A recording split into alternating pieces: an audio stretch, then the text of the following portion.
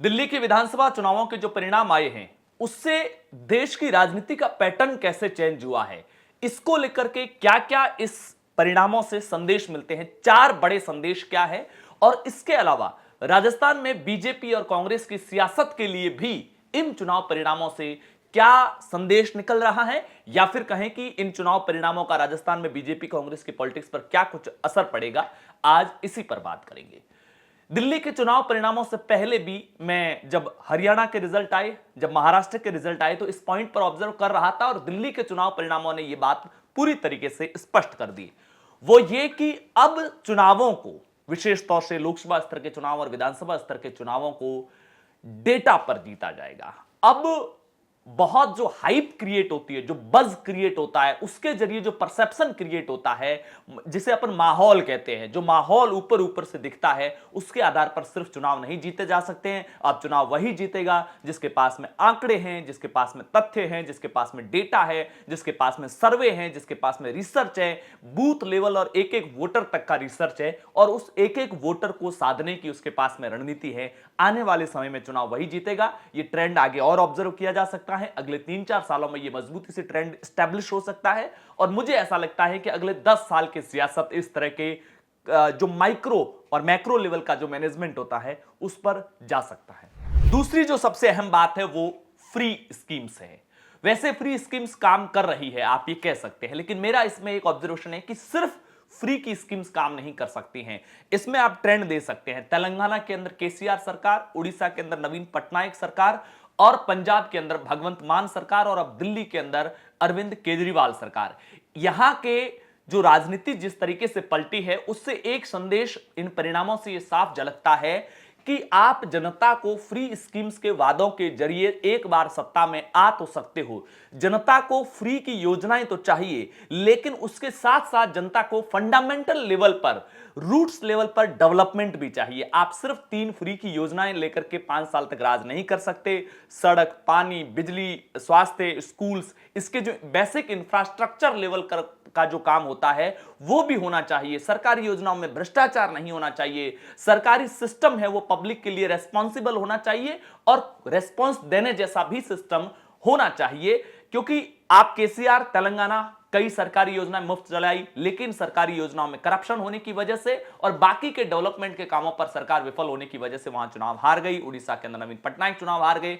2022 के अंदर दिल्ली से पहली बार बाहर जाने वाली जो आम आदमी पार्टी पंजाब के अंदर 117 में से 92 सीटें जीत करके सत्ता में आई थी, वो इस बार लोकल बॉडी के इलेक्शन में चुनाव बुरी तरीके से हारी है। वहां पर ज्यादातर लोकल बॉडी के अंदर, और जो बीजेपी 2022 में बहुत बुरी स्थिति में थी, एनडीए गठबंधन को 1.7% पंजाब में वोट मिले थे, उस बीजेपी को 2024 के लोकसभा चुनाव में आकर के 19% वोट मिलते हैं। उस बीजेपी को जो पंजाब के लिए अछूत मानी जाती है, या फिर कहे कि पंजाब के वोटर्स के टेस्ट के लिहाज से अभी तक बीजेपी को लेकर इतनी एक्सेप्टेंस नहीं है, वो 19% तक आ जाती है। ये भगवंत मान सरकार ने जो वादे किए थे वो कहीं ना कहीं पूरे नहीं होने पर, और सिर्फ योजनाओं के सहारे अगले चुनाव को जीतने के ख्वाब देखने की वजह से जो कोर जो डेवलपमेंट के काम होते हैं वो नहीं होने की वजह से इस तरह के ट्रेंड देखने को मिलते हैं। इसके अलावा उड़ीसा का मैंने एग्जांपल दिया, और अब दिल्ली के अंदर की सिर्फ जो फ्री की योजनाएं थी उसके सहारे आपने 2015 का चुनाव जीता, 2019 का 20 का चुनाव जीता, लेकिन अब 2024 में नहीं जीत पाए,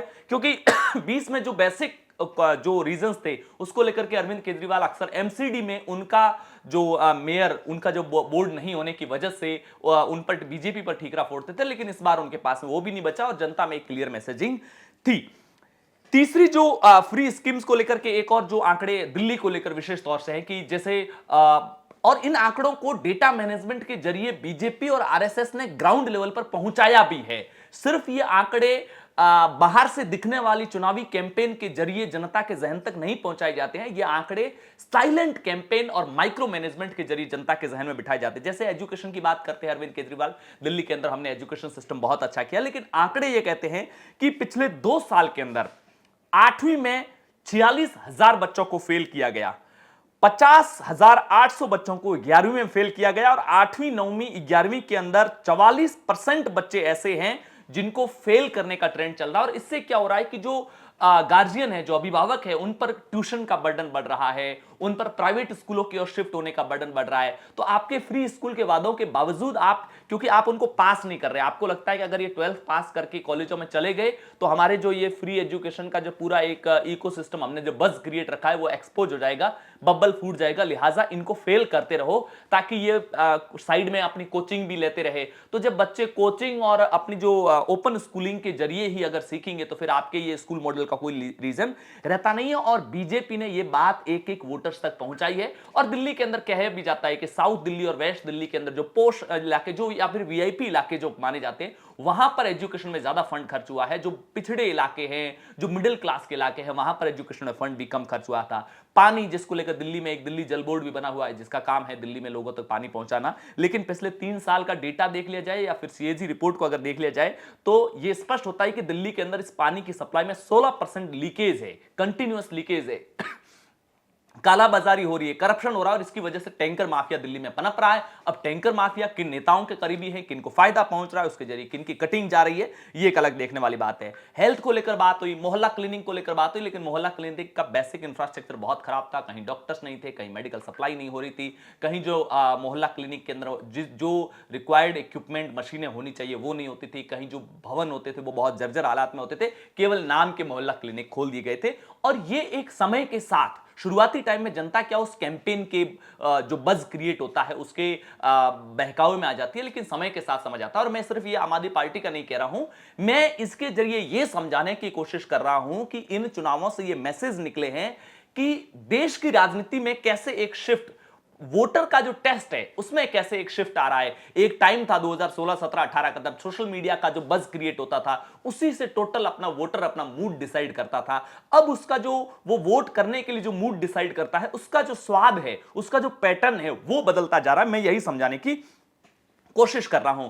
कॉमन मैन की जो अरविंद केजरीवाल की इमेज थी उसमें चाहे वो शराब घोटाले का मामला हो, चाहे उनकी जो मुख्यमंत्री कार्यालय को 9.5 करोड़ से ज्यादा खर्च करके जिस तरीके से वीआईपी लग्जरी बनाया गया, उसके जरिए भी एक जनता के अंदर इमेज को डेंट पहुंचा है। और अब आप पहले की तरह जनता में ज्यादातर चीजों को, दलित वोट बैंक पर ज्यादा अरविंद केजरीवाल का फोकस था। अंबेडकर के फोटो पीछे लगाते थे, अंबेडकर अंबेडकर हर समय भगत सिंह के साथ, गांधी को अंबेडकर से रिप्लेस कर दिया। लेकिन सच्चाई यह है कि 2014 में दिल्ली के एजुकेशन सिस्टम से जहां 16% दलित बच्चे फायदा उठा रहे थे, वो अब संख्या घट करके 12% पर आ गई है। और 46,870 बच्चे, दलित बच्चे एजुकेशन से, ये जो डेटा का जो फर्क आ रहा है इसमें पढ़ाई के सिस्टम से ही एग्जिट कर गए हैं। तो कुल मिलाकर के डेटा के साथ साथ फ्री स्कीम्स अब उस लेवल पर काम नहीं कर रही है। तीसरी जो अहम संदेश देश की राजनीति के लिए यहां से निकल रहा है वो ये निकल रहा है कि कांग्रेस अब कमबैक की स्थिति में आ रही है। दिल्ली में कांग्रेस ने पहली बार यह महसूस किया कि ये जो रीजनल पार्टियां खड़ी हो रही है वो असल में हमारे वोट बैंक पर खड़ी हो रही है। कैसे हो रही है आप समझिए। 2008 में जब दिल्ली में विधानसभा के चुनाव हुए थे तब कांग्रेस, बीजेपी को वोट मिला था 36.34% और कांग्रेस को मिला था 40.31%। लेकिन 2013 के चुनाव में पहली बार आम आदमी पार्टी एक तीसरे प्लेयर के तौर पर मैदान में आती है। बीजेपी का वोट 36 से घटकर 32 पर आता है, सिर्फ 4% घटता है। लेकिन कांग्रेस जो 40% पर थी वो घट करके 9% पर आ जाती है। तो आम आदमी पार्टी को जो सारा वोट शिफ्ट हुआ है वो तो कांग्रेस का हुआ है। और ये पहली बार कांग्रेस ने महसूस किया कि हम तो बीजेपी को हराने के लिए इन रीजनल पार्टियों के साथ खड़े हो जाते हैं, लेकिन ये रीजनल पार्टियां अपना इंटरेस्ट नहीं छोड़ती है, तो क्या कांग्रेस अपनी ही बलि चढ़ाती रहेगी। अब यह मैसेज दिल्ली के चुनाव परिणामों के बाद कांग्रेस के कार्यकर्ताओं में बहुत उत्साह है और उसकी वजह यह है कि हम सीट भले ही कम लाए हैं, 2.5% हमारा वोट शेयर बढ़ा है। और इसके साथ साथ अब कांग्रेस कार्यकर्ताओं को कांग्रेस के भीतर दिल्ली की सियासत में अपना भविष्य नजर आने लगा है कि आने वाले एमसीडी के इलेक्शन हो या अगले विधानसभा के चुनाव हो, कांग्रेस कार्यकर्ताओं के लिए संभावनाओं के द्वार खुले हैं। और यही वजह है कि अब राहुल गांधी पश्चिम बंगाल के अंदर, ममता बनर्जी जहां पर मजबूत है बीजेपी के खिलाफ, वहां भी एक बड़ी पदयात्रा करने वाले हैं और कांग्रेस को फिर से वहां राइज करने की कोशिश में लगेंगे। और यह पैटर्न बाकी स्टेट के अंदर भी चलेगा। चौथा जो संदेश है, पहले मध्य प्रदेश में लाडली बहन योजना के जरिए किस तरीके से महिला वोटर्स ने बीजेपी को सपोर्ट किया, बीजेपी चुनाव जीती। झारखंड के अंदर जो एक योजना चलती थी महिलाओं को लेकर के, मुख्यमंत्री मैया सम्मान योजना, उसके जरिए कैसे झारखंड में कांग्रेस ने वापसी की। तमाम बीजेपी के प्रयासों के बावजूद, झारखंड माइनिंग वाला स्टेट था, बड़ा रेवेन्यू वाला स्टेट था, लेकिन बीजेपी वहां सत्ता में नहीं आ पाई। महाराष्ट्र के अंदर जिस तरीके से तोड़फोड़ की सरकार बनी थी, उसके बाद कांग्रेस ने वहां पर पूरी ताकत झोंक ली, नैरेटिव बिल्ड करने की, लोकतंत्र, संविधान, तमाम कोशिशें की, लेकिन वहां पर लाडकी बहन, मध्य प्रदेश में लाडली बहन महाराष्ट्र में लाडकी बहन योजना शुरू की बीजेपी ने, बीजेपी गठबंधन ने, जो शिवसेना एनसीपी बीजेपी का गठबंधन था, और वो वहां पर चुनाव बहुत क्लियर मेजोरिटी से जीते। और इस बार दिल्ली के अंदर पहले अरविंद केजरीवाल ने यह कहा कि हम दिल्ली के अंदर जो महिला सम्मान योजना है उसका पैसा 1000 से बढ़ाकर 2100 रुपए करेंगे। फिर बीजेपी ने महिलाओं पर केंद्रित योजना लाई, 2500 रुपए पर महीने की योजना की। और महिला वोट बैंक, इसके जरिए यह साफ है कि आने वाले समय में महिलाओं पर केंद्रित, इतने दिन तक क्या था, जाति पर केंद्रित पार्टियों की रणनीति बनती थी। और ये कोई नई बात नहीं है, हमेशा ट्रेंड बदलते रहते हैं, समय के साथ पार्टियों की रणनीति के हिस्से बदलते रहते हैं, तरीके बदलते रहते हैं, और जो टारगेटेड वोट बैंक का जो एक सेक्शन होता है ना, वो समय के साथ बदलता रहता है। अब महिला वोट बैंक एक नया सेक्शन बन चुका है, और बीजेपी हो, कांग्रेस हो, या तमाम दूसरी पार्टियां हैं, आने वाले जितने भी स्टेट के अंदर चुनाव होंगे, और राजस्थान में जैसे बीजेपी की सरकार भी है, तो आप देखिएगा कि आखिर के 1-2 साल में महिलाओं पर केंद्रित कोई बड़े ऐलान किए जा सकते हैं, ताकि वो उसके दम पर कमबैक कर सकें। अब सवाल यह है कि राजस्थान के लिए इस दिल्ली के चुनाव परिणामों का क्या मैसेज है। राजस्थान के लिए साफ संदेश है। पहला बात तो यह है कि दिल्ली के इन चुनाव परिणामों से आलाकमान मजबूत हुआ है। जब आलाकमान मजबूत हुआ है तो राजस्थान के अंदर चाहे वसुंधरा राजे हो या फिर दूसरे तमाम नेता जो अपनी इंडिविजुअल पावर शो कर रहे थे, अपनी व्यक्तिगत ताकत दिखाने की कोशिश कर रहे थे, ये पावर सेंटर थोड़े धीमे पड़ेंगे और नरेंद्र मोदी के गुणगान करते हुए आपको नजर आएंगे। ये कहीं ना कहीं आलाकमान का जो 2024 के लोकसभा चुनाव में थोड़ा सा कमजोर महसूस हुआ था, महाराष्ट्र, हरियाणा और अब दिल्ली में जीत के बाद में वापस मजबूत पूरी तरीके से हुआ है। और स्टेट पर दिल्ली की लीडरशिप बहुत मजबूती से अपना होल्ड एस्टैब्लिश करेगी बीजेपी के लिहाज से। तो बीजेपी के गुट कमजोर होंगे। कांग्रेस के लिए संदेश यह है कि अगर अभी जिस तरीके से 1 साल का कार्यकाल पूरा हो चुका है, प्रदेश लेवल पर कांग्रेस कोई बड़ा आंदोलन नहीं कर पा रही है। आज के टाइम में किसानों का एक आंदोलन हनुमानगढ़ में चल रहा है, बीकानेर में चल रहा है, जैसलमेर में चल रहा है, नागौर में चल रहा है, जालौर में चल रहा है, लेकिन कांग्रेस इस आंदोलन को न तो खुद अपने हाथों में ले पा रही है, न इस आंदोलन को इतना बड़ा बैकअप, चाहे पर्दे के पीछे से बैकिंग की जाए, इतना बड़ा कर पा रही है कि स्टेट लेवल पर स्टेट गवर्नमेंट पर कोई प्रेशर बन सके और कांग्रेस के प्रति जनता में कोई सपोर्ट गेन हो सके। और अलग अलग गुटों में अभी भी कांग्रेस बटी हुई है, जिसका खामियाजा उसको मिलेगा। इन चुनाव परिणामों से साफ संदेश है कि राजस्थान में अगर 5-5 साल का जो ट्रेंड बदलने वाले पैटर्न पर आप भरोसा रखे हुए हैं, वो भरोसा छोड़ दें।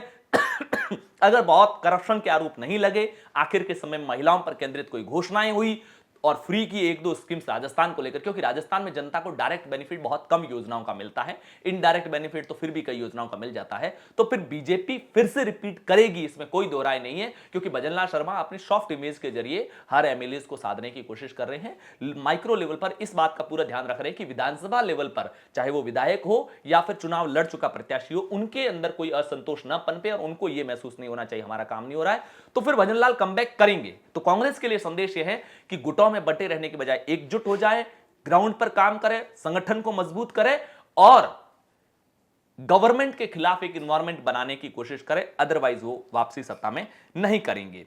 आरएसएस तो मजबूत हुआ ही है, क्योंकि 2024 के लोकसभा चुनाव से मैसेज गया था कि दोनों के बीच में दूरियां है। फिर एक मीटिंग होती है दिल्ली में और किस तरीके से हरियाणा में एक्सपेरिमेंट किया जाता है कि हम फिर से मिलकर लड़ते हैं, माइक्रो मैनेजमेंट। आरएसएस ने इस बार तो 70 के करीब दूसरे संगठनों को दिल्ली में साथ लिया था, ताकि डायरेक्ट आरएसएस का नाम न जाए और उनके जरिए जो ये हमने फैक्ट्स की बात की है, इन फैक्ट्स को एक एक व्यक्ति और आम लोगों तक पहुंचाया गया। तो बीजेपी और आरएसएस की केमिस्ट्री फिर से मजबूत हुई है। और राजस्थान जैसे स्टेट जहां पर बीजेपी सत्ता में है, वहां पर आरएसएस का पावर और बढ़ेगा, क्योंकि पर्दे के पीछे से आरएसएस का बीजेपी शासित राज्यों के अंदर सत्ता को चलाने के तौर तरीके और फैसलों में काफी दखल होता है, पॉलिसी मेकिंग में बहुत ज्यादा असर होता है। तो यह असर राजस्थान में भी देखने को मिलेगा। एक फायदा स्थानीय निकाय के जो चुनाव है उसमें लगातार बीजेपी की जीत हरियाणा, महाराष्ट्र, अब दिल्ली में होने से राजस्थान में अगले कुछ ही समय में लोकल बॉडी के इलेक्शन है और थोड़ा सा बीजेपी का जो संगठनात्मक ढांचा है वो थोड़ा एनर्जेटिक फील करेगा, ऊर्जा फील करेगा, कॉन्फिडेंस फील करेगा। लिहाजा लोकल बॉडी के इलेक्शन में भी बीजेपी को फायदा हो सकता है। दिल्ली के चुनाव परिणाम का देश की राजनीति को लेकर के क्या आने वाले समय में मैसेज है, किस तरीके से ट्रेंड देश की राजनीति का बदलने की संभावनाएं हैं, उसको लेकर मैंने बताया। और साथ में बताया कि राजस्थान की सियासत पर, राजस्थान में बीजेपी की सियासत, राजस्थान में कांग्रेस की सियासत पर इन चुनाव परिणामों का क्या कुछ असर होगा, यह आपके साथ बताया। इसके अलावा आपकी क्या कुछ राय है, राजस्थान की पॉलिटिक्स आने वाले समय में किस दिशा में जाने वाली है, कमेंट बॉक्स में जरूर बताइएगा। शुक्रिया।